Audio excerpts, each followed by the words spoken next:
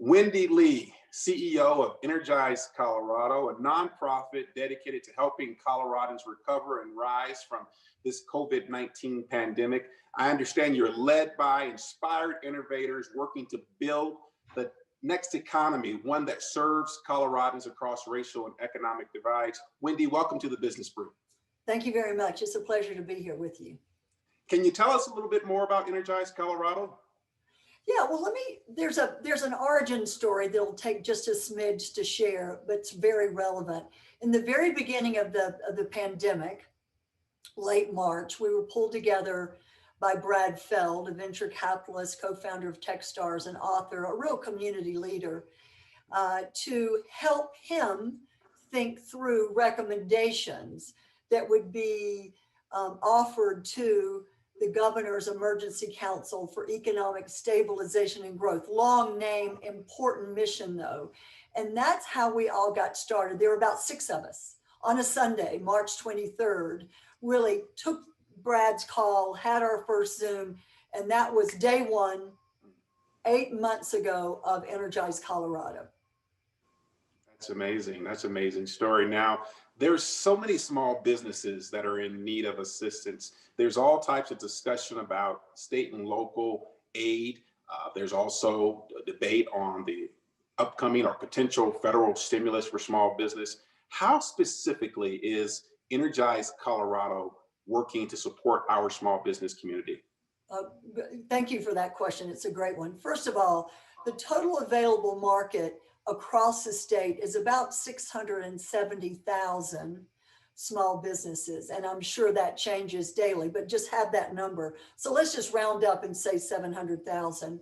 So when you have an economy like ours that's wrapped around the economic value of that sector, 97% of our economic exchange and value from this state is from that sector. So when that sector is not stabilized or not growing, either or, we're in trouble as a state. So specifically, the way we Energize Colorado, our crazy group of hundreds of volunteers statewide, looked at this is we looked at this set of crises, and we in the beginning noticed and imagined 4. Okay, 1, of course, public health. 2, of course, economic crisis driven by the public health crisis. Number 3, we sensed early our hypothesis around mental health was very, very specific. We said, look, this is a time of instability in all ways. We probably need to think about helping in that way, filling a gap, if you will, that way. And then we shortly thereafter, like many other organizations, noticed that social inequity, racial inequity was yet again exposed. So from almost day one, we knew that we had to really focus on that set of crises. And so we attempted to build quickly and did products and services that fill very specific gaps, gaps that we thought we could uniquely fill and that no one else was filling, or that we could partner very explicitly and build those products or services and then start delivering them very quickly. And so those specific foundational services would be the ones you would imagine for a group like us. Again, we're entrepreneurs, we're innovators, high tolerance for risk, lots of creativity. So that GAP Fund was our very first initiative, although it took us a while to pull it off. Yes. So we launched that August 31st, mental health early in June, mentorship in May, very important reopening. We did both templates and we sell provision PPE through our site. So just practically speaking, if you really had a hypothesis about this set of crises, you would have built what we built. And then we just launched MVPs. And we got better over time, right? Gotcha. Because there was a lot of things to figure out. Absolutely. Now, being an entrepreneur myself and having seen the ebbs and flow of the economy over the years, I've seen how the need tends to always outpace the available funds. that are out there. Can you give us a sense of if there's any funds still existing for loans and grants for small businesses who are still in need and looking to organizations like Energize Colorado? Yeah, thanks for asking. So we launched the GAP Fund, specific name, to businesses in underrepresented communities across the state that likely did not have access to PPP. You know, the one big swath of the federal stimulus that we were offered, all the United States was offered. So after 2 rounds, the second round closed on October 26th. We will likely have done grants, about 1,600, 1,800 grants. We're not completely done with the second round, Gotcha. but the total amount of funds for those grants were about 26 million.